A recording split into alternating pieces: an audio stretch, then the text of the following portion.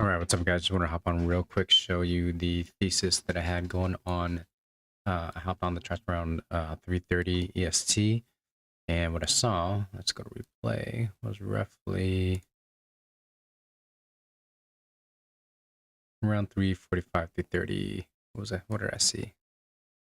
Time to hop on. My bad. Let's go.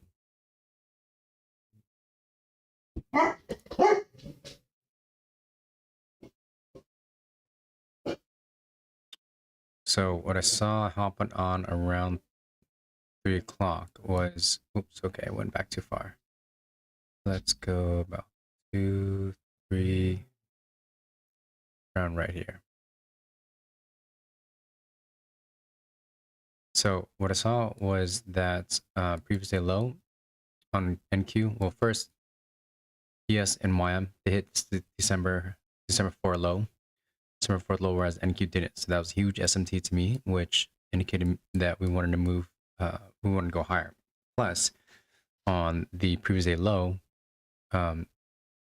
yes, ES and YM did go to and through previous day low, but NQ did not want to use previous day low as resistance. So we were rejecting previous day low.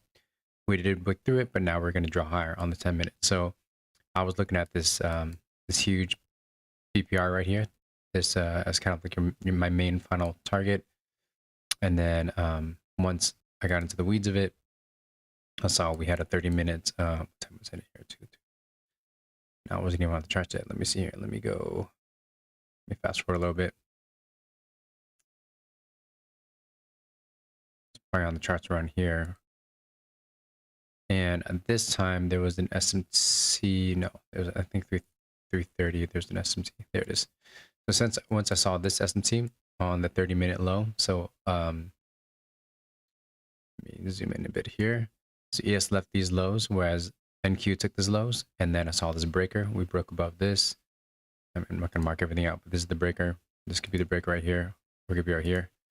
But that was gonna be used as support.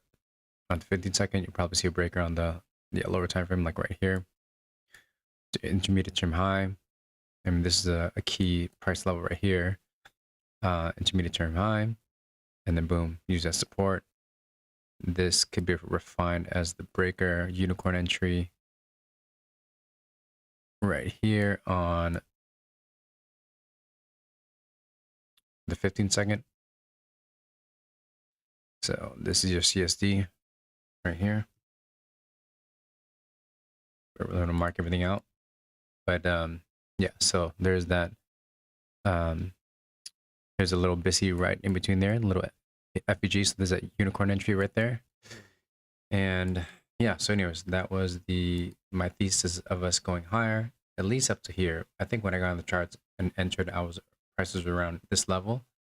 And I got chopped around a little bit, break even, as you can see here. But anyways, so that was my thesis. And then, you know, staying at the 1 minute, I saw that SMT because I think YM took that, and we just chopped around for a while until that 50 candle right here coming up. Let me slow it down. Go around 15-second.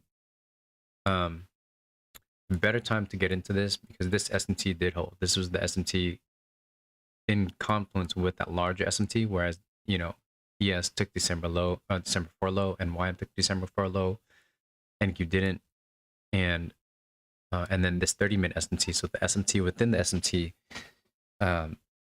caused me to believe that prices were going higher and we're going to drop here. That was the target for end of day MOC. So this right here at 45 probably would have been the better time to get in right here because this is an SMT, right? So we get NQ made a lower low, and then ES didn't make a lower low, right? And then once we would close above these order blocks, that would have been your breaker, which you could have entered right there. That was probably the safest entry right there. Whoops. Your safest entry around here. Can aim for this high, right? Probably safest entry. Let's play it out. and then I just went a little aggressive. I think I got in aggressive, like right around here. And I was in demo, so I was just kind of playing around, like practicing how to add and all that stuff. And then I saw all these highs on YM plus this target, so I knew that we were going to draw. I mean, I was pretty confident we were going to draw higher. So, so I'll play it out. So yeah, we'll just kind of chopped around, and then the 50 candle, 47. Oh, so there it is. There. Okay, so that was the SMT I was looking for. So the 48, my bad. So that's, get rid of that. 48. So this indicates the IPTA time, what could potentially be an IPTA time, where a potential reversal could be.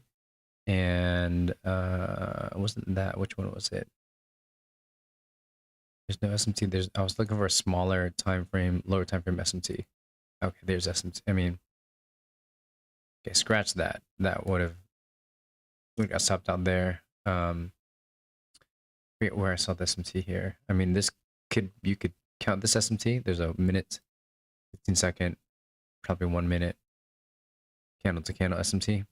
Very small. I typically don't look at the 1 minute SMTs because it's so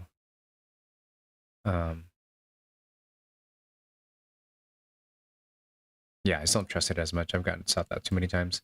But technically there is a, ES made equal lows, same with Y made equal lows, but NQ made a lower low here on this 48 candle, and then boom, we just displaced up. So your better entry was at this where I entered in before, that unicorn entry.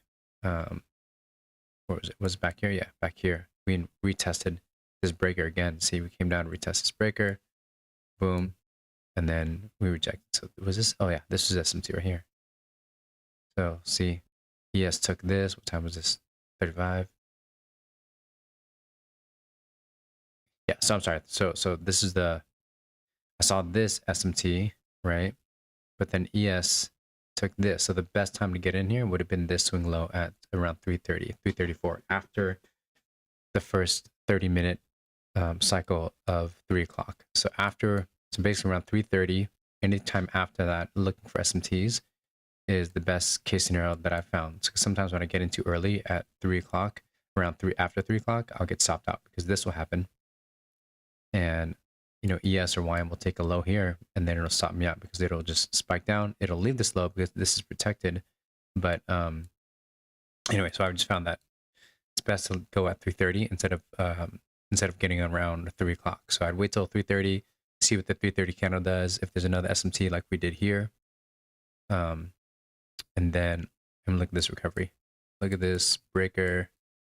I would have entered right as you close above here. That was your intermediate term high. Right there. There's your CST pattern. Right. And then that just uses that support. And so same with here, I would have done, the safest entry would have been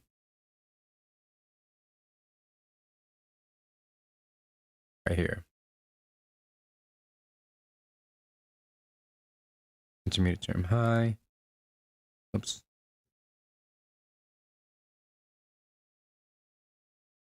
There's probably one on the 5-second. I'm just not seeing it, but that's your other CST right there. CST pattern. Let's look at the 5-second. Let's just see.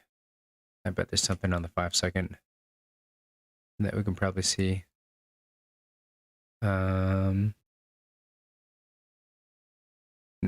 can't see anything. But on the 5-second, this big Cibi displaced over, never retapped it. So this is probably the safest one right here. Yeah. So this intermediate term high nested in this Cibi. Once you break above that, that's used as support, and then we never break below that to go higher, right? So let's see what the 15-second looks like. Yeah, it's not even there's a small little. Just break it down. That's the only little Cibi that was created. Actually, you could have probably gone in this one. This is the inversion right here, 15-second inversion. I probably would have better entry. A little riskier for me. I don't trade inversions that much, but that when you're waiting for a retrace and it never price never retraced back into that retap into that inversion. So that your next best one was up here at this inversion. So that's used as support. Boom, and then no bodies ever closed below it, and then we just on that 50 candle, 350. Boom, we just place higher. Not a super clean entry, to be honest. I mean, this was probably could have gotten somewhere around here and kind of just like market entered in. You probably could have got and filled somewhere around there, and then your stop would have been at this low, and it probably would have been somewhere around there, right? Let's say it was around there. Still a 8R trade if you got in somewhere around there, but that's after you see the inversion. You'd kind of have to just market enter in, and it is a how many point stop is that? Can do my math. It's only 10 point stop. Is that right? 9 point stop. It's not bad at all, actually. Not at all. Yeah, not a bad stop at all. It's like 10 point stop. So, that would actually been a really great entry because your stop would have been so small. 90. Yeah. So anyway, yeah, that was it. And then price just continued to displace higher. This is my final target, and then we displaced a lot higher, obviously. And I was not expecting that, but we blasted through the 10-minute BPR up here, and we just went higher. And then I saw as soon as price was kind of let me pause this and mark this SIBI out, because this SIBI was used as resistance, right? Use here, resistance, and then so I knew that once we broke above here, it'd be used as support. So here we go, boom, support, above, support, and so I got that added one right there at that support level. I'm gonna take this call. Gotta go. Hi, Jack. Yep, Sim.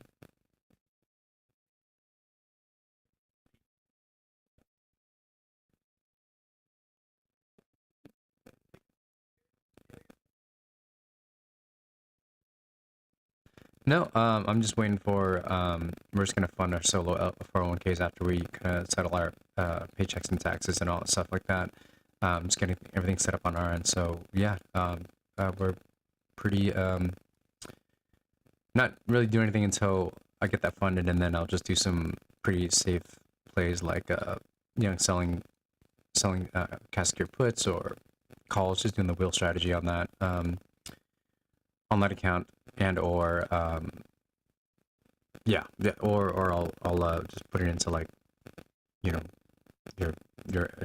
I think you guys like a Vanguard fund, or whichever fund that's the well-known ones out there. So but yeah, so no questions, pretty clear on the plan that we have here, but that I've got going on here. So yeah.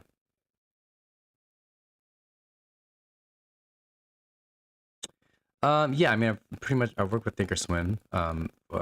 Most of my experiences with them, but I'm sure each platform and option chain is pretty